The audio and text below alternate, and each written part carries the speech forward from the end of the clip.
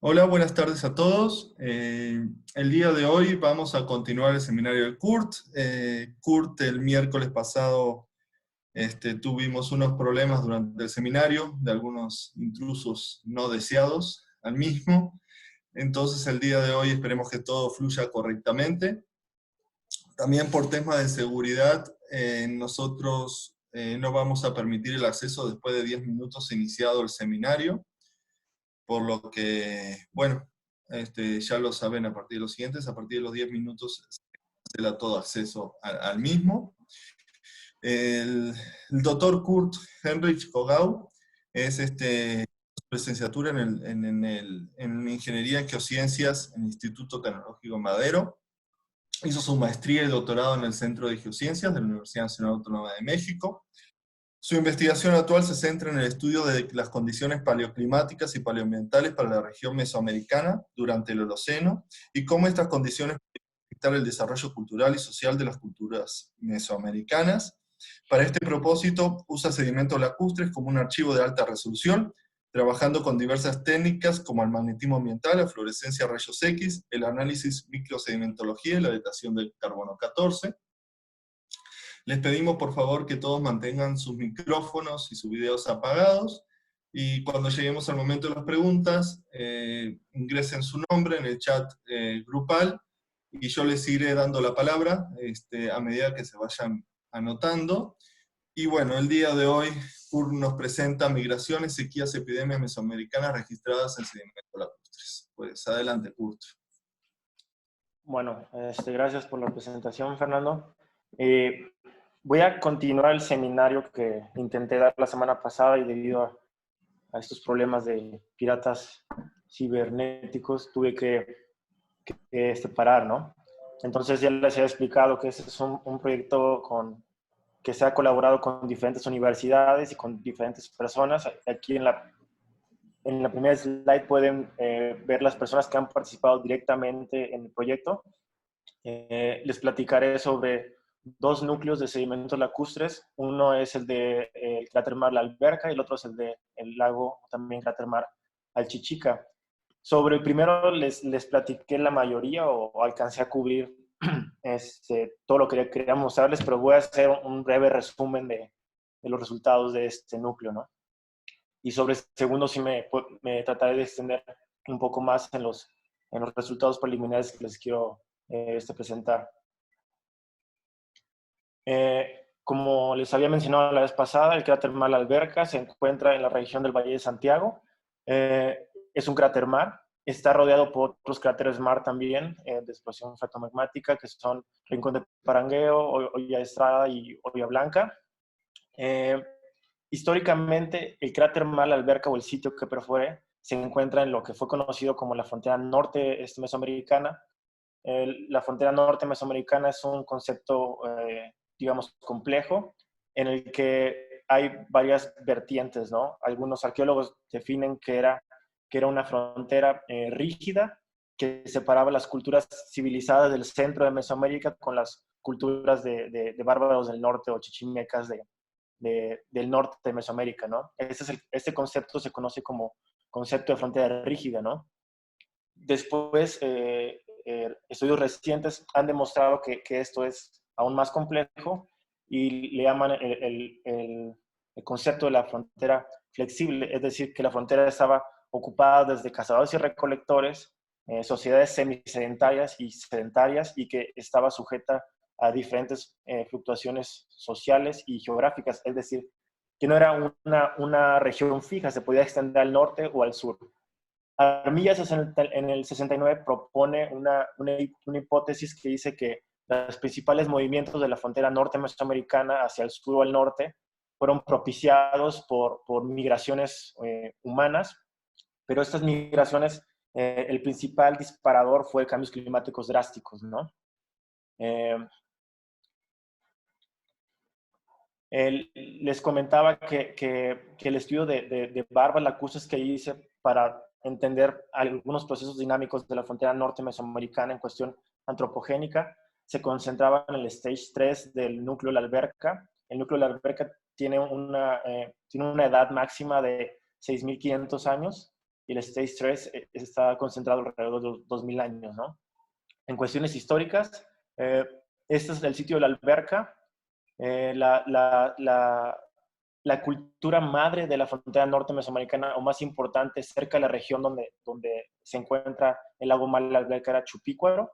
Se sabe algunas cosas de esta cultura que es muy interesante. Les comentaba sobre sus artefactos cerámicos o figurines que ellos producían que eran de alto prestigio en la zona. La cultura chupícoro se establece en la cuenca del río Lerma aproximadamente durante el preclásico tardío y empieza una expansión hacia el norte, ¿no? Es lo que les comenté sobre esta cultura.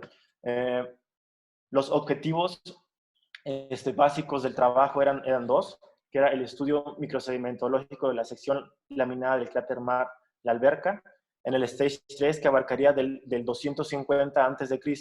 al 225 después de Cristo. Este periodo está marcado por dos periodos de ocupación humana de la cultura chupícuaro en la zona, que no les mostré ahorita. Y la idea era describir los procesos naturales y antropogénicos que pudieron dar forma a la secuencia de barbas lacustres. El estudio de transformación del paisaje de la cultura chupícuaro y sus consecuencias en la limnología del cráter mar La Alberca durante la parte final del preclásico e inicios del clásico. Me voy a centrar en los resultados que obtuve. Del núcleo obtuvimos una secuencia de láminas delgadas del Stage 3, que era donde queríamos concentrar ese estudio, y definimos que hay dos tipos de barbas, ¿no? En general, estas barbas son muy similares. Las barbas se componen por dos laminaciones, en el caso para la barba tipo 1, una es una laminación oscura y una clara. La laminación oscura está compuesta por detritos, cristales, es materia orgánica amorfa que está flotando en un lodo orgánico que le llamé así. El lodo orgánico se forma principalmente por especies de diferentes diatomeas. Y después esta barba clara se compone principalmente de cristales de carbonatos de calcio como aragonita, ¿no? Es el que encontrábamos principalmente. El modelo que yo tengo es que el tipo 1 reacciona a los diferentes periodos de precipitación o diferencia estacional climática durante el año, ¿no? Durante la época de verano hay una alta precipitación, hay un acarreo mecánico de partículas detríticas como cristales, líticos, materia orgánica hacia el centro del lago, pero a la vez también estás acarreando una alta cantidad de nutrientes, ¿no? Que eso genera un bloom de diatomeas que genera el lodo orgánico sobre donde están suspendidas estas partículas, como lo trato de ejemplificar en esta figura, ¿no? Después cesa la temporada de precipitación durante el año y empieza a haber una condensación cada vez mayor de los carbonatos de calcio que se encontraban disueltos en la columna de agua. Este lago es del tipo alcalino, ¿no? Y eso nos generaría la precipitación de la segunda laminación de carbonatos de calcio. El punto importante que discutí la semana pasada es la presencia de una tercera laminación, ¿no? O sea, que rompe un poco del modelo del tipo 1, ¿no? Esta laminación está formada principalmente o exclusivamente por barbas de diatomeas de dos especies, Cimbella muirelli y Nitzschia palea, que las dos especies han sido identificadas por la doctora Sara Melcalf como especies que son muy tolerantes a la alta cantidad de nutrientes, ¿no? Entonces, lo que yo expuse fue de que durante la depositación o la génesis de la barba tipo 2, hay un aumento en la cantidad de nutrientes que llega hacia la cuenca lacustre. Hay una parte de esos nutrientes que es usada durante la precipitación de líticos o el acarreo, perdón, de líticos y de cristales y se genera el bloom de diatomeas durante el verano. Pero este exceso de nutrientes que queda almacenado tal vez en el hipomilion del lago y después es trasladado hacia la zona fótica, se debe a este exceso de nutrientes, ¿no? Y se genera un segundo bloom de diatomeas que ocurriría tal vez durante la época de otoño, ¿no? Que esa es la principal diferencia entre los dos modelos de barbas. Los resultados que les expuse fue, grafiqué el espesor principal de esta lámina orgánica o lámina de diatomeas, el espesor de las barbas, la susceptibilidad magnética que pudiera ser o sensible a la cantidad de detritos que llegan hacia la cuenca lacustre, la componente principal 1, que está formada por elementos que medía a través de fluorescencia de rayos X, que son susceptibles al aporte de detríticos en la cuenca lacustre, el radio de calcio y titanio, que es sensible a la precipitación de carbonatos de calcio endógenos, el radio de manganeso-fierro, que nos puede indicar condiciones redox. Aquí solo ubiqué puntualmente cuáles muestras tengo del polen de amaranto que se observan aquí, están ubicadas, y cómo se distribuyen a lo largo del perfil que estudié, ¿no?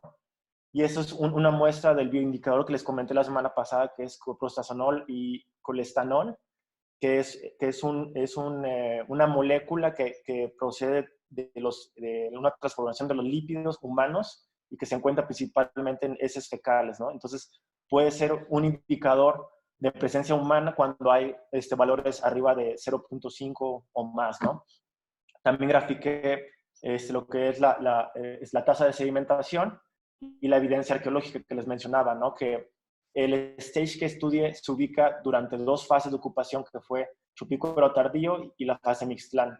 Chupicuaro tardío empieza en la parte final del preclásico y se extiende hasta inicios del clásico, y después Mixtlán sobre la parte del clásico inicial, ¿no? Entonces, el modelo que yo propuse o mi interpretación era, por ejemplo, para la zona D y la zona B, es que hay un bajo input detrítico, hay una alta precipitación de carbonatos y hay cuestiones, o hay un incremento en la anoxia del lago, ¿no? Y hay una tasa de erosión muy baja. A esto yo lo estoy interpretando como condiciones de alta evaporación en la cuenca lacustre y pueden ser relacionadas con episodios de sequía, ¿no? Los stage C y F son episodios muy particulares que están descritos por la presencia de laminación orgánica o la barba tipo 2, que se encuentran en esas 2 zonas. Los espesores de las barbas se empiezan a incrementar.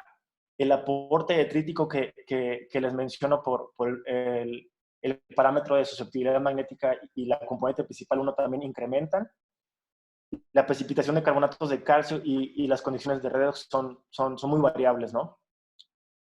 Entonces, mi interpretación es que el aumento en la tasa de erosión puede estar relacionado directamente con presencia humana en la zona y que empiezan a transformar el paisaje por medio de la agricultura, ¿no? Y cuando ocurre esto, empieza a haber un excedente o un alto acarreo de nutrientes hacia la cuenca lacustre, que me generaría un segundo bloom de diatomeas, ¿no? O una barba tipo 2. Entonces, yo estaría relacionando directamente la barba tipo 2 con presencia humana y una transformación del paisaje significativa. Si esto es cierto, si mi modelo es cierto, entonces podríamos establecer 2 episodios de ocupación humana, que uno sería entre el 137 a.C. al 37 después de Cristo, y uno en el 155 al 220 después de Cristo. Estos periodos humanos tienen un error, ¿no? Que también tiene que ser considerado. Entonces, este modelo hablaría que la frontera norte mesoamericana no es una frontera rígida que estaba siempre quieta en una misma posición geográfica o quieta desde un punto de vista social, ¿no? Sino que esta zona había ocupaciones constantes y múltiples en el tiempo, ¿no? Entonces mi modelo estaría más encaminado hacia el modelo de una frontera norte mesoamericana flexible, ¿no? A nosotros discutir o interpretar 2 periodos de ocupación.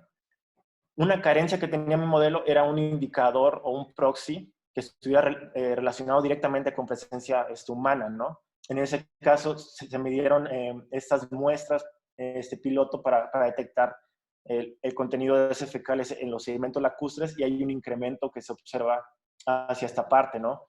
Entonces, creo que estos resultados del biomarcador de coprostanol estarían apoyando hasta el momento a este modelo.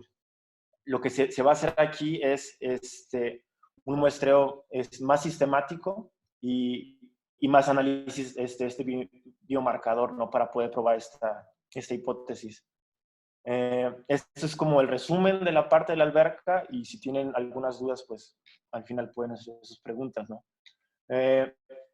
Y ya pasando al Chichica, si quiero extenderme aquí un poco más. Para empezar, el Chichica está ubicado en la cuenca de Cerdán Oriental, que es una cuenca que tiene también varios aparatos volcánicos como cráteres mar, ¿no? Aquí se ubica el Chichica, al sur se encuentra otro lago que hemos trabajado, es el de Aljujuca, creo que está un poco más al sur, Atezcag y otros más, ¿no? Esta cuenca o este cráter mar tiene una profundidad actual de 60 metros. Es clasificado como un soda lake o un lago alcalino. Su área es de 1.8 kilómetros cuadrados. Una temperatura, imagino que esa se tomó el altilante de agua entre menos 5.5 a 30 grados. La precipitación en la zona de Cerdán Oriental es menor al grado de evaporación, ¿no? Que eso es muy interesante también. Si ven, esa es una batimetría que obtuve del trabajo de Caballero 2003, y es una batimetría algo peculiar.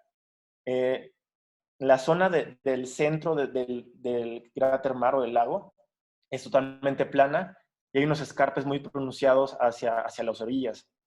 Esto va a tener como consecuencias, o eso se va a ver reflejado directamente en la estratigrafía del cráter, como les voy a enseñar esto más adelante, o los sedimentos lacustres más bien. En un contexto histórico, también mencioné la semana pasada que es una zona compleja de estudio. Aquí está ubicada la cuenca de Cerdán Oriental, pero al norte y al sur está flanqueada por otras cuencas más, como el Valle de Puebla, el Valle de México, y si seguimos hacia el oeste está el Valle de Toluca y el Valle de Tehuacán. Todas estas zonas fueron pobladas tal vez desde el preclásico. Entonces, lo que yo hago para entender la arqueología del sitio es hacer esos tipos de cuadros, donde coloco las principales ocupaciones humanas o periodos de ocupaciones humanas en los diferentes valles. Mi idea es ir rellenando este cuadro con cada vez más información y entender más o menos cómo era la dinámica social ahí, ¿no? El problema es de que a veces los datos arqueológicos son un poco difíciles de obtener, o hay zonas en donde no hay muchas excavaciones también. Pero hay un punto principal que la arqueología muestra aquí, que es migraciones que empiezan a partir del periodo epiclásico y tal vez se pueden extender hasta el periodo posclásico. A mí el hecho de pensar que el epiclásico, que es un periodo de 300 años más el posclásico, que son otros cientos de años, haya migraciones continuas, es un poco difícil. Entonces creo que esos estudios como el que yo hago, geoarqueológicos, pueden ayudar a definir bien las etapas de ocupación y transformación del paisaje en las diferentes cuencas del centro de México. Otro carácter muy peculiar o otro aspecto interesante es que hasta hoy en día está discutido cuáles fueron las causas reales de estas migraciones, ¿no? Y se piensa que las migraciones principales provienen de la frontera norte mesoamericana, que es donde ahorita yo les platiqué un poco del récord de la alberca, que se fueron asentando hasta la zona centro de Mesoamérica. Entonces, no se conoce bien la causa y tampoco es bien entendido por qué ellos se establecen en las zonas de estos valles. Después que transcurre el periodo prehispánico, ocurre el choque entre la llegada europea y las culturas prehispánicas, que eso también es lleno de mitos y otras cosas de realidades y es complejo de estudiar. Y el mito que les mencionaba la semana pasada es de que el contacto europeo trajo por sí, o que ellos lo hacían de manera intencional, una matanza sistemática de todos los indígenas de la zona, ¿no? Y esto está ampliamente discutido hasta el momento y se han mostrado datos que refieren la presencia de epidemias cuando ocurre este contacto europeo con las culturas prehispánicas. Hay una que se conoce como el Cocolistli, que se da entre 1545 y 1576. Esta epidemia era como fiebre hemorrágica, y se piensa que pudo haber generado una mortandad de alrededor del 90% de la población en la zona centro de Mesoamérica. Y si quieren, les puedo recomendar el libro de Guns, German and Steels, que es muy interesante para estudiar estos aspectos, ¿no? Si lo vemos desde un punto de vista con datos, el tema de las migraciones y las epidemias y lo que ocasionó, eso es el registro de la alberca. Aquí está. En él se pueden observar al menos 3 episodios de sequía que ocurren durante el epiclásico y durante el posclásico, pero a la vez que se interpretan 3 episodios de sequía, hay episodios también fluviales. Es decir, que el clima no fue homogéneo durante todos esos episodios, ¿no? O sea, si achacamos a que el clima fue el factor principal de esas migraciones, tendríamos que verlo desde un punto de vista más complejo, ¿no? El clima es cambiante en el tiempo y se tenía que estudiar como de esta manera. El trabajo de Stacuna Soto del 2005 con una reconstrucción de la precipitación de Durango muestra que en el año de 1545 al 76 hay un episodio de sequía drástico que él relaciona con la epidemia de Cocolistli, ¿no? Aquí hay una gráfica de cómo decrece la población en los primeros años del contacto europeo con los indígenas, ¿no? Y se ve un cambio muy, muy drástico. Yo ahora les comentaba también de que este fenómeno de la proliferación de diferentes epidemias por el contacto europeo no fue exclusivo de la zona centro de Mesoamérica.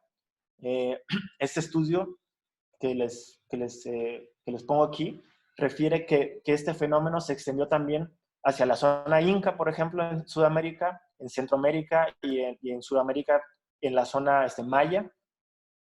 Y hace unos días también le hizo un trabajo sobre la zona de Nueva Inglaterra, que también pudo haber una epidemia que causó una alta mortandad de la población indígena, ¿no?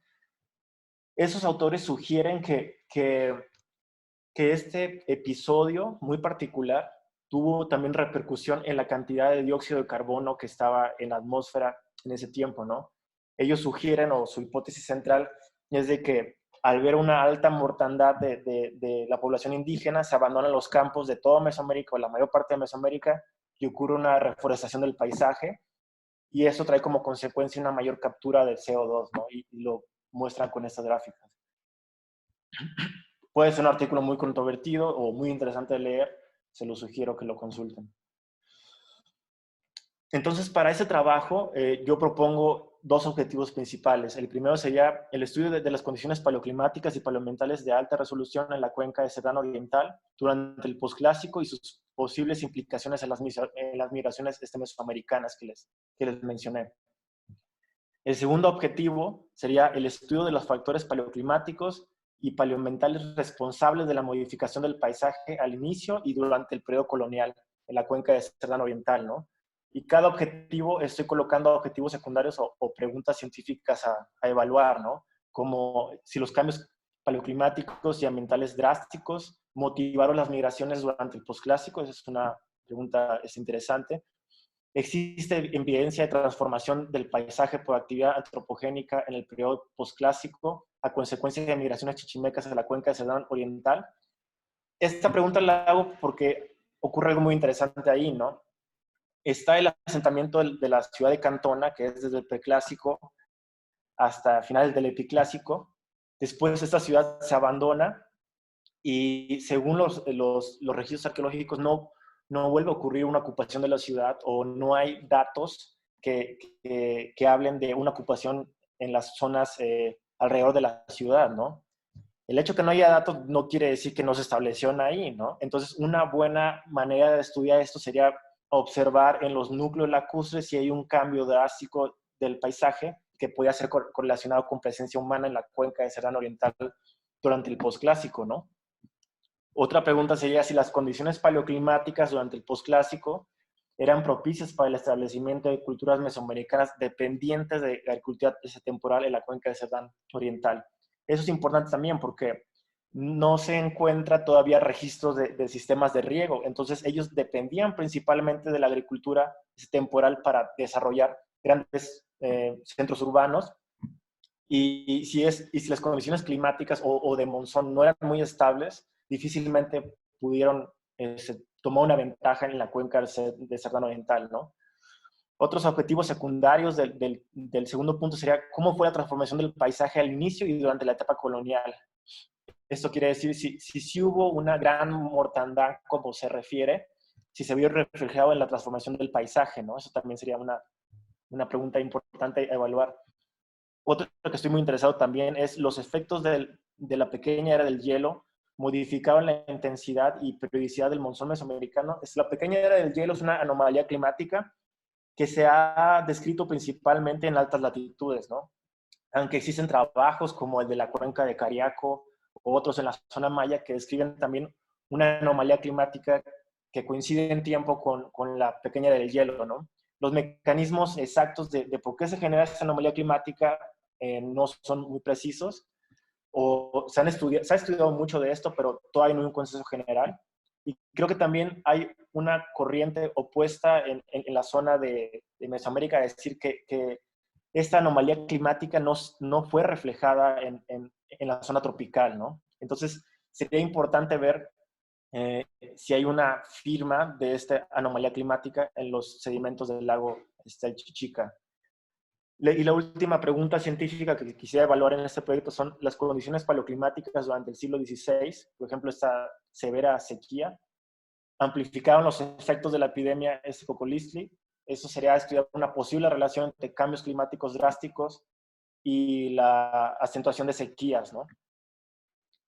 Entonces, para ese trabajo hice diferentes técnicas como estratigrafía de la secuencia lacustre del Chichica, es magnetismo ambiental, descripción de barbas lacustres, fluorescencia de rayos X, techamiento carbono 14 y difracción de rayos X.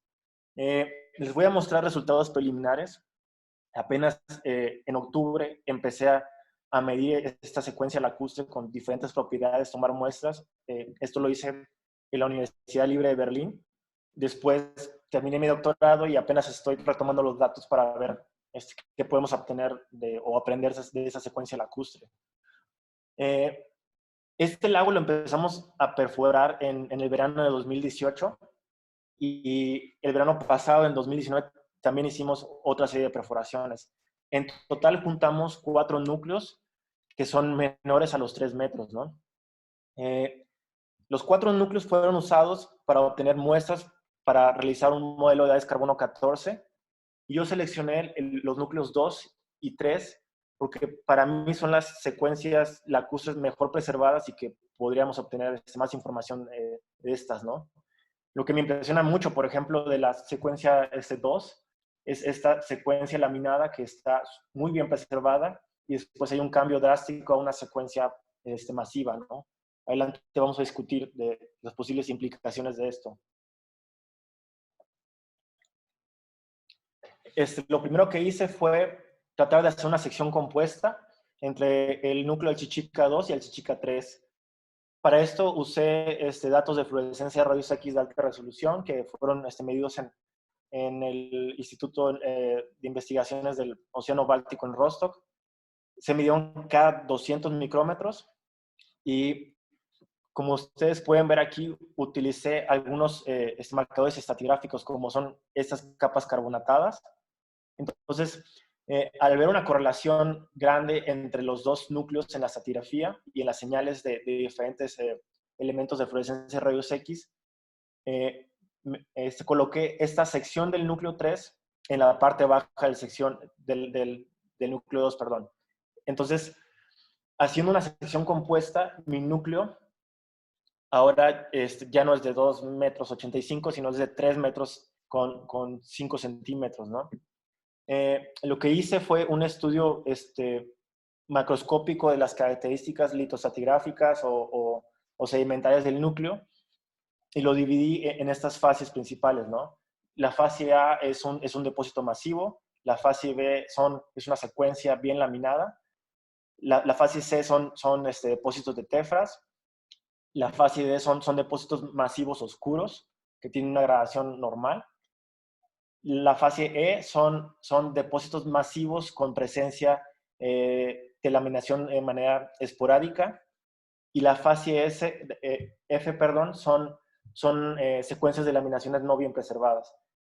Y también está esta última fase, que es la G, que son depósitos carbonatados o estratos con alta cantidad de carbonatos de calcio. Hasta el momento solo tenemos fechado el núcleo hasta el metro 1,87, con una edad, utilizando 7 fechamientos carbono 14, una edad máxima de alrededor de 1005 años, ¿no? Estoy usando el software de CLAMP para hacer estos modelados de este modelo de edades. El intervalo de confianza que ahorita hay con este modelo de edades es alrededor de 4 a 92 años, y la tasa de sedimentación promedio está alrededor de 0,23 centímetros por año. Intentamos hacer estas láminas delgadas con resina epóxica, que era solo montar los sedimentos en estas cosas para empezar a describir los principales componentes que hay en las diferentes fases, ¿no? Estas fotos no son de alta calidad y tampoco están con la escala, pero se van a mejorar con el tiempo también, ¿no? Con esto puedo tener una idea general de cuáles son los componentes principales de cada fascia. Y, por ejemplo, en la tefra hay un contenido principal de cristales de aragonita con creaciones de carbonatos de calcio, y hay esquilas de vidrio que ocuparían aproximadamente el 50% de la muestra. Las esquilas de vidrio se pueden observar en esta parte, son como oscuras y de formas raras también, ¿no? En las capas de carbonatos de calcio está completamente formada por cristales de aragonita con creaciones de carbonatos de calcio, y hay un bajo contenido de esquilas de vidrio, alrededor del 5%. Los estratos oscuros están formados por diferentes tipos de cristales, como cuarzo, plagioclasas, feldspatos potásicos, algunas diatomeas, materia orgánica amorfa, y cristales también de carbonatos de calcio, aragonita, ¿no?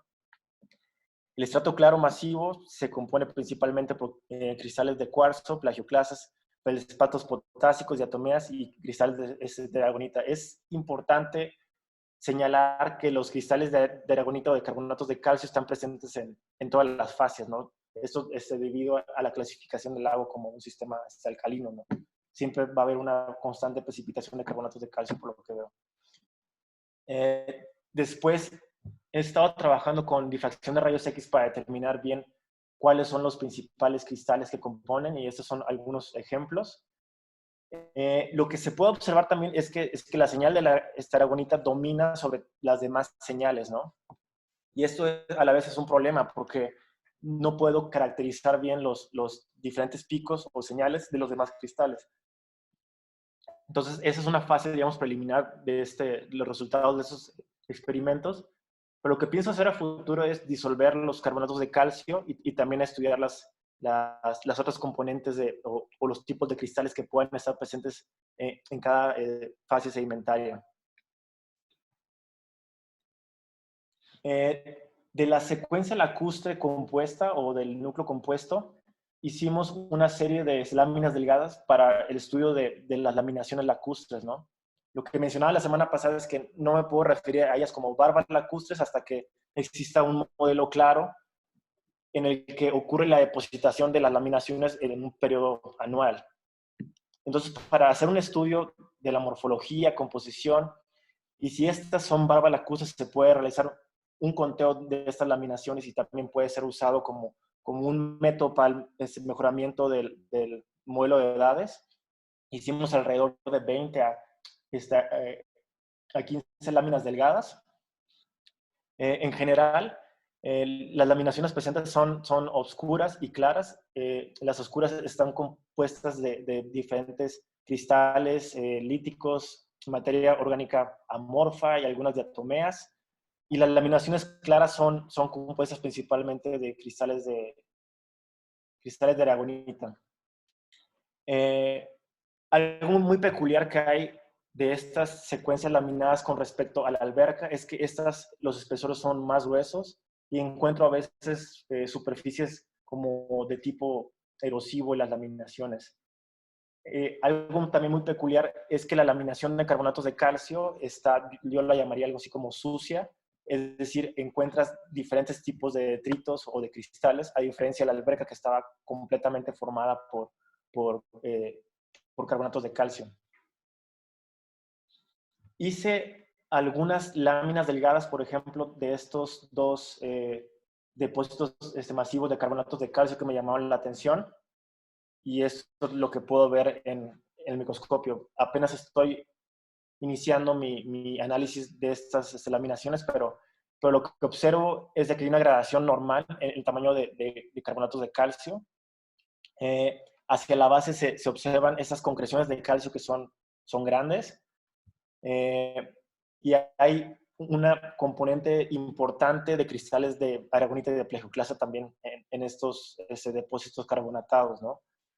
Esta es una lámina de la tefra y se ve que hay un alto contenido también de carbonatos de calcio y las esquilas de vidrio están, digamos, en esta matriz de carbonatos de calcio, ¿no? Uno a simple vista puede ver los estratos carbonatados y la tefra muy similares, pero creo que lo que los podría separar es la cantidad de esquilas de vidrio que hay uno con respecto al otro. Eso voy a discutir un poco al final. Hice mediciones de fluorescencia de rayos X, como lo mencioné, cada 200 micrómetros. Cuando uno recibe estos datos es una matriz de datos exagerada, es muy grande, y implementé la técnica de componentes principales para hacer un tratamiento estadístico apropiado de los datos. Para esto estoy escribiendo un script en R que es relativamente sencillo. Este script en R me permite hacer un análisis de componentes principales y un análisis exploratorio de los datos previo de componentes principales. Aparte, este script que estoy escribiendo me permite hacer el cálculo de diferentes razones, es decir, por ejemplo, esta razón de fierro contra titanio, calcio contra titanio. Y esos son los resultados que he obtenido hasta el momento, ¿no? Cuando el script esté listo o sienta yo que es suficientemente competente para publicarlo, a lo mejor lo subo a una red libre, ¿no? Como de GitHub o algo así. El resultado de componentes principales está mostrando diferentes clústeres o diferentes grupos, ¿no? El grupo principal es este de que se observan elementos como titanio, fierro, potasio y esta razón de titanio contra calcio. Esos elementos son muy susceptibles al input detrítico, por ejemplo, hacia la cuenca lacustre, ¿no? Entonces, es relativamente lógico que se agrupen como de esta manera. El que me llama la atención es azufre. Azufre se asocia mucho con condiciones redox o de anoxia en el lago y parece estar aislado, pero parece tener cierta codependencia con el grupo de elementos detríticos, que eso también es como interesante. Calcio y estroncio aparecen totalmente aislados hacia otro lado del diagrama de componentes principales. Eso me quiere decir que son totalmente independientes de este grupo de detritos. Y esto es porque calcio y estroncio reaccionan bien a la precipitación de carbonatos de calcio en la cuenca lacustre. Y estas dos razones para mí ahorita son como un misterio, ¿no? Porque si ustedes ven, fierro y titanio son dos elementos que reaccionan al aporte detrítico, pero si alguna razón tienen un comportamiento muy diferente. Igual para potasio. Adelante les mostraré qué es lo que pienso de esto. El diagrama de Broken Stick me está diciendo que la mayor parte de la variabilidad se concentra en la componente 1, que está formada principalmente con el diagrama de loading. Podemos observar que está formada principalmente por titanio, fierro, es la razón de titanio, calcio, potasio y azufre. Está también interviniendo en esta componente principal, ¿no? La componente principal 2 reacciona principalmente o podría ser descrita como la componente que describe la precipitación de carbonatos de calcio, y eso se ve en este diagrama que calcio y estroncio son los principales elementos que tienen mayor carga en este vector, ¿no? Entonces, si después ya grafico la componente principal 1 y la componente principal 2 contra la estratigrafía en mi núcleo, veo que hay cambios sistemáticos y relativos a lo que mi análisis estadístico me está indicando, ¿no? Los estratos oscuros o que son dominados por alta cantidad de detritos reaccionan bien con la componente principal 1 y los depósitos masivos carbonatados reaccionan bien con la componente principal número 2, ¿no? Entonces, esto es pasar como de la estadística, después compararlo con la realidad y se observan cosas interesantes. Como les dije, no tengo una discusión amplia sobre este lago, pero quiero mencionar algunos puntos importantes que tengo que atacar para entender y después hacer un modelo general paleoclimático y paleoambiental de este lago. En este diagrama estoy comparando SIRM, que es un parámetro magnético que me gusta emplear porque es susceptible a la cantidad de minerales ferrimagnéticos que entran hacia la cuenca lacustre. Este parámetro magnético comúnmente tiene una gran correlación con aporte detrítico como se observa con la componente 1. La componente 2 mencioné que es susceptible a la precipitación de carbonatos de calcio endogénico. Estoy graficando azufre por sí solo para ver las condiciones de anoxia en el fondo del lago. Estas dos razones, yo estaría pensando algo, ¿no? Si ustedes ven en el diagrama de componentes principales, las dos tienen una correlación casi 1 a 1. Al yo dividir al fierro entre el titanio, tal vez lo que yo estoy eliminando es la componente detrítica a la que fierro responde. Entonces, esta razón tal vez me estaría indicando la cantidad de fierro disponible en la columna de agua. Entonces sería también un poco susceptible a los procesos diagenéticos tempranos o de respiración de esta materia orgánica. ¿Y por qué tiene una correlación casi 1 a 1 con potasio-titanio? Porque en donde podremos encontrar potasio, aparte de la fracción detrítica, está también muy presente en la fracción de arcillas. Entonces, creo que tal vez esta razón podría estarnos hablando de una generación de arcillas bajo diferentes condiciones diagenéticas en los sedimentos del lago, ¿no? De ser confirmado esto, serían dos razones muy interesantes de estudiar y de evaluar cuáles son los mecanismos principales que forman su variabilidad. A la vez, comparo estos parámetros geoquímicos y magnéticos con parámetros orgánicos, que esta es la cantidad de materia inorgánica depositada, cantidad o porcentaje de materia orgánica depositada. Es la relación de carbono contra nitrógeno, nos hablaría de la presencia de plantas terrestres o acuáticas. Cuando esta razón incrementa, es susceptible a la presencia de plantas terrestres en los sedimentos, y cuando disminuye es más susceptible a la presencia de plantas acuáticas como algas, ¿no? Esto refiere a la cantidad de nitrógeno que estas plantas pueden fijar en sus organismos, ¿no? Lo que quiero discutir aquí son los depósitos masivos, color oscuro y los depósitos carbonatados. Estos depósitos masivos muestran unas características muy interesantes, que son una gradación normal, contactos erosivos. Si ustedes ven los parámetros sensibles al aporte detrítico, están mostrando un incremento, pero a la vez tienen una forma como definida, ¿no? Como un incremento en la base, donde encontramos líticos de gran tamaño y disminuyen hacia la cima del estrato, ¿no? Donde decrece el tamaño de partícula. He leído que los resultados de fluorescencia y de rayos X pueden ser también susceptibles o sensibles al tamaño de partícula que hay en los sedimentos, ¿no? Entonces, y también se observan aquí en el parámetro de calcio con nitrógeno, se ve que hay o sea, la razón me está indicando una alta presencia de plantas acuáticas. Y lo que les mencionaba al principio de estas, digamos, estas paredes verticales que hay hacia los lados del lago, a lo que estoy asociando estos tipos de depósitos son a secuencias turbidíticas que puedan provenir de la parte litoral del lago y que son depositadas o que son removilizadas hacia la parte central por esta alta pendiente que hay, ¿no? Y arrancan una gran cantidad de plantas acuáticas y se depositan en el centro del lago donde perforamos el núcleo, ¿no? Si puedo confirmar esto, que estos depósitos oscuros son turbiditas, como sería o sea, alrededor de 3 en la secuencia de los 3 metros, estas turbiditas tienen que ser removidas de la secuencia y solo indicaría en dónde están, ¿no? Porque pueden meter un ruido al momento de generar un modelo de edades. Las turbiditas representarían un instante de depositación, tal vez de minutos, segundos, horas, y no son comparables con su gran espesor, ¿no? Ahora, algo más que quiero discutir son esos carbonatos de calcio, ¿no? O estos depósitos de carbonatos de calcio.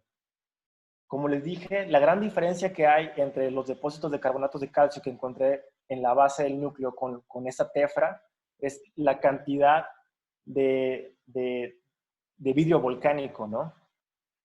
Entonces, ¿cuál podrían ser los indicadores o el mecanismo de precipitación de carbonatos de calcio? ¿O qué me puede estar indicando estas secuencias de carbonatos de calcio? Es un poco difícil de decir hasta el momento, ¿no? Para esto yo tendría que considerar varios factores. Un factor principal para que ocurra la precipitación de carbonatos de calcio en la cuenca lacustre es la variabilidad que hay en el potencial de hidrógeno. Entonces, hay diferentes mecanismos en el lago que pueden generar una variabilidad en el pH. Uno puede ser la productividad del lago, ¿no? Las diatomeas pueden modificar esto. Otra sería el aumento de evaporación también. El aumento de evaporación hacia la cuenca lacustre haría que haya una mayor condensación de carbonatos de calcio y estos reduzcan su grado de solubilidad y se depositen. De ser así, estos dos episodios serían muy interesantes desde un punto de vista paleoclimático.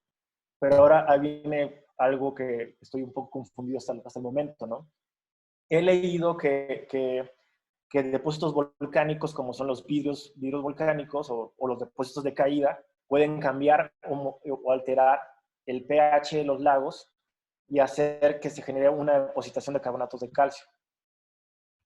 Esta idea iría muy bien de la mano con el depósito de tefras, ¿no? Porque a la vez que tienes una gran cantidad de vidrio volcánico, están estos carbonatos de calcio depositados. Entonces, ¿por qué tienes ahí esos carbonatos de calcio? Y si eso tal vez pudo ocurrir acá, ¿por qué no hay una gran cantidad de depósitos de vidrio? Entonces, creo que antes de hacer cualquier interpretación paleoclimática o ambiental de estos dos depósitos carbonatados, se tiene que establecer bien cuáles son las diferencias y los mecanismos que hicieron depositar estos minerales, ¿no? Ahora les estoy mostrando la última parte del registro, ¿no? Que es a partir de aquí hasta la superficie, que es la secuencia lacustre que ya está debidamente fechada por 7 fechamientos carbono 14. Esto va a mejorar con el tiempo, se van a aplicar diferentes técnicas para fechamiento y aumentar la precisión también del registro, ¿no? Pero se observa un cambio muy interesante. Esta parte que es un depósito masivo con laminaciones lacustres esporádicas representaría el posclásico, que es un episodio arqueológico que está justo después del epiclásico. Después del posclásico, alrededor del año 1520 por ahí, se podría decir que inicia el episodio colonial. Y el episodio colonial se ve marcado por un cambio estratigráfico importante, que es el aumento de contenido y de preservación de laminaciones lacustres. Y después, para el año 1800, esta preservación de las laminaciones lacustres aumenta otra vez, ¿no? Lo que yo observo es un cambio drástico que hay también en los parámetros que dependen de la cantidad de aporte detrítico. Hacia el año 1600, estos parámetros empiezan a responder y empiezan a incrementar de manera gradual, ya sea SIRM, que está mostrando el aporte de óxidos de hierro, como son magnetita, otros ferrimagnéticos, La componente principal 1, que estaba formada por todos estos elementos sensibles al aporte de detríticos en la cuenca lacustre, también empieza a reaccionar como SIRM. La componente 2, que muestra la precipitación de carbonatos de calcio, empieza a variar, y azufre también empieza a incrementar. Aquí estoy graficando nitrógeno, que yo lo asociaría principalmente a la cantidad o puede ser muy relacionado a la cantidad de nutrientes que llegan hacia la cuenca, hacia la lacustre. Y carbono contra nitrógeno, que les mencionaba anteriormente, que reacciona principalmente al contenido de plantas terrestres y acuáticas. A la vez, estoy también graficando la tasa de sedimentación promedio a partir de los 7 fechamientos carbono 14 que obtuve. Entonces, tal parece que esa es una interpretación o una hipótesis que quiero dar, que necesito sustentarla con más datos, que al final del cocolistri o de esta epidemia ocurre en la cuenca de Cedrán Oriental un aumento de uso del suelo que está caracterizado por un aporte de detríticos a la cuenca lacustre, un aumento en la cantidad de nutrientes, y esto lo que va a generar es aumentar también las condiciones anóxicas del lago. Hay 2 ingredientes que se necesitan para formar barbas lacustres. Uno, o hay varios, pero los principales serán condiciones anóxicas sostenidas o estables, y que el clima sea variable estacionalmente. La condición 2 se cumple en México porque hay un sistema monzónico, que hay un episodio de precipitación y uno de evaporación bien marcados, y al parecer el alto aporte detrítico y nutrientes hacia la cuenca lacustre está generando condiciones anóxicas. Entonces, estos 2 factores o ingredientes me están formando una secuencia laminada hacia el año 1600 hasta el 2000 más o menos, ¿no? Entonces, tal vez el núcleo de Chichica esté mostrando un cambio drástico en transformación del paisaje a partir del repoblamiento de la cuenca de Cedrán Oriental después de la epidemia del cocolistri, ¿no? Esa es una hipótesis que quiero trabajar y estudiar por los siguientes meses o tal vez años. Pero la última parte del núcleo también es muy interesante. Si yo digo que las condiciones de erosión fueron aumentando, y esto generó a la vez un aporte alto de nutrientes a la cuenca lacustre y te genera anoxia, ¿por qué ya no hay laminaciones lacustres en los últimos centímetros del registro, no? Si tenemos estas condiciones, y sin duda la transformación del paisaje ha ido aumentando desde la época colonial, o también es una buena hipótesis a evaluar, hasta el México independiente y moderno, ¿no? Porque hay cada vez más asentamientos humanos en la cuenca del Cedrán Oriental.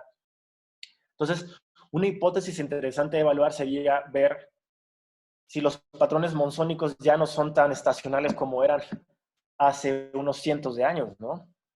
Si tienen los ingredientes de la anoxia, pero tal vez el clima ya no es tan estacional, es decir, que las temporadas de lluvia y de sequía ya no son tan marcadas como antes, que te genera que no preserves o formes series de laminaciones lacustres. Como lo mencioné, son hipótesis y teorías y ideas que tengo para evaluar, y tengo que aprender más de este registro lacustre. Entonces, ¿cómo puedo mejorar el conocimiento que se obtenga a partir de este registro? Son varios datos que se tienen que obtener. Y pues, para esto voy a estar colaborando directamente con la doctora Tripti Bhattacharya, que está en la Universidad de Syracuse en Nueva York, con el doctor Juan Pablo Bernal, doctor Alex Correa y doctor Iván Sabov.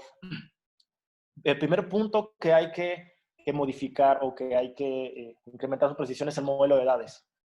Entonces, si yo puedo establecer que mis barbas o mis laminaciones son barbas, ya puedo hacer un conteo de barbas y puedo ayudar a mejorar el modelo de edades, al menos en la superficie donde está laminado este núcleo. La doctora Tripti va a encargarse de análisis de plomo 210 y cesio 137, que son indicadores de actividad radiogénica, por ejemplo, durante el evento de Chernobyl o inicios de la época nuclear. Y esas anomalías pueden ser bien marcadas en la secuencia lacustre y pueden ser puntos específicos para aumentar la calidad del modelo de edades, ¿no? Y para la base del núcleo hay procesadas o se tomaron 2 muestras de carbono 14, pero no hemos podido mandar al laboratorio por obvias razones. Para yo trabajar más como presencia humana en la cuenca del lago o esto, necesito indicadores que directamente estén relacionados con presencia antropogénica, ¿no? Entonces, aparte de todo el muestreo que hice o mediciones de fluorescencia de rayos X, magnéticos y esto, me gustaría hacer un conteo de polen de la secuencia, conteo de micropartículas de charcoal, diatomeas. El SEM siempre es muy útil para distinguir cristalografías o muchas cosas. Es muy versátil y siempre lo uso en mis estudios. Se puede hacer también análisis de tamaño de partícula. Se podría hacer estudios de coprostazonol también para tener un indicador de presencia humana directamente y el análisis de la mineralogía magnética. Eso que le pongo aquí de los DUNS, mi idea es de que cuando uno tiene unas secciones laminadas o para estudiar estas barbas, se tiene que sacar el máximo provecho, ¿no? Todo lo que se pueda sacar de datos de aquí. Y yo empecé a distinguir estas estructuras raras en mis láminas delgadas de las barbas. La verdad no tenía ni idea qué eran.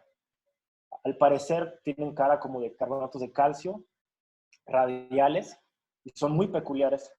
Pues leí que estas cosas se le llaman DUNS y que se generan principalmente en el aparato digestivo de ciertos animales y que estos al excretar, estas micropartículas pueden ser depositadas en sedimentos lacustres, en sedimentos de cuevas, son otro tipo de sedimentos. Entonces, estas estructuras carbonatadas nos podrían indicar directamente la presencia de humanos cuando están iniciando su etapa de sedentaria, digamos, que tienen animales como estos ahí, ¿no? Entonces, creo que sería importante explorar y analizar ese tipo de estructuras en un futuro también. Les cuento ya al final o la parte final de mi presentación, que son como mis planes que tengo como futuro. El lago El Chichica, a principios de año hicimos una propuesta de investigación para perforar un núcleo más largo y cubrir el Holoceno. Esta propuesta, esta investigación la hice con el doctor Harald, el doctor Alex Correa y el doctor Dave Ball al UC Nexus, que es como un programa de intercambio entre México y Estados Unidos con la Universidad de California, ¿no? Entonces, si todo sale bien, se va a tener recursos para perforar una secuencia más larga y estudiar el Holoceno en cuestiones climáticas y humanas. Una idea que tengo es esta de cómo estudiar presencia humana temprana en México. Si ustedes ven, bueno, la principal teoría que se tiene de esto es el cruce de los primeros humanos o de la cultura Clovis, que tenían ese tipo de artefactos que son puntas de flechas de bifasias, que cruzaron el estrecho de Bering o el puente terrestre de Beringia al final de la última etapa glacial, hace 12.000 años aproximadamente. Pero como ustedes pueden ver este mapa de distribución, se han encontrado restos o depósitos que pueden ser ligados a una cultura pre-Clovis en diferentes sitios del continente americano, ¿no? En Sudamérica, en Estados Unidos. Entonces, esto probaría que la teoría de Clovis no es tan acertada o que las migraciones hacia el continente mesoamericano fueron por todos lados. Pero no hay muchos datos en México. Ha habido un esfuerzo muy importante de varios investigadores de trabajar estudios paleoambientales y paleoclimáticos del Pleistoceno. Creo que el hallazgo más significativo de culturas pre-Clovis en México está en Sonora, en el sitio del fin del mundo, y los demás no son muy claros. Entonces, el punto drástico aquí es cómo encuentras puntas de flecha pre-Clovis o Clovis en todo el territorio mexicano, ¿no? Entonces, yo lo estoy poniendo de una manera diferente. Mejor estudiar los sitios a donde ellos les gustaría estar o donde ellos tomaran recursos naturales para establecer campamentos temporales, porque ellos no eran culturas sedentarias, digamos, ¿no? Y un sitio idóneo serían lagos tectónicos gigantes, donde tal vez la cantidad de recursos naturales y animales y esto sean grandes, y ellos llegaban a estos sitios. Uno está ubicado, o bueno, hay varios lagos tectónicos grandes en México, pero el que me interesaría estudiar es el que está en la cuenca de Sedán Oriental, cerca del Chichica, que es el Salado. Este lago tectónico se ha ido encogiendo, pero de alguna manera creo que estos habitantes tempranos pudieron modificar las condiciones limnológicas del lago, o con los indicadores de heces fecales también se podía establecer si estos se pudieron asentar alrededor de este lago. Entonces, es una idea que quiero explorar. Y estaba a punto de someter un proyecto de esto de la National Geographic en marzo, pero se pospuso por el tema del COVID. Y se los puse a unos compañeros como Adolfo Pacheco y a Benjamin Chin, y ellos también están interesados, y estamos trabajando ahora en reevaluar mi proyecto y someterlo en octubre, que es la próxima fecha de aplicación. Otro proyecto en el que posiblemente participe es en el ICDP de Nicaragua. Ese es un proyecto del International Continental Scientific Drilling Program. Se va a hacer un deep drill del lago Nicaragua, y me seleccionaron para participar. Es una etapa muy prematura del proyecto. Apenas tuvimos un workshop en el pasado mes de marzo, antes de la pandemia, y fuimos a establecer los objetivos a evaluar o para escribir un proposal fuerte y conseguir el financiamiento, y después perforar este lago de Nicaragua, pero esto va a tomar muchos años. Ya por último, solo mencionarles, si estaban curiosos qué hacíamos Hal y yo el verano pasado, pues estamos modificando nuestro sistema de perforación. Así fue como lo compramos, y esto fue lo que construimos. Pero es un sistema de perforación muy estable, que podemos obtener secuencias lacustres fácilmente de 3 metros en cualquier lago con agua. Entonces creo que el trabajo que hemos hecho, tanto técnico como otras cosas, ha traído algo de frutos, ¿no? Y solo me resta darles las gracias por su presencia y por estar 2 veces en el seminario. Muchas gracias, Kurt. Ahora ya sabemos lo que hiciste el verano pasado con Harald. Y bueno, y ahora empezamos la sesión de preguntas. Quien desea hacer alguna pregunta, por favor, que se anoten en el chat.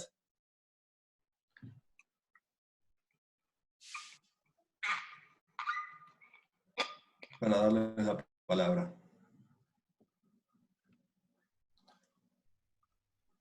Nadie se anota, Kurt. Aquí Diana tiene un par de preguntas. Te cedo la palabra, Diana.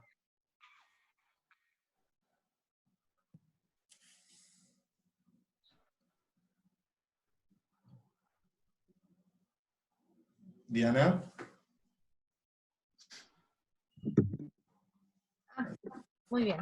Gracias. No podía activar el micrófono.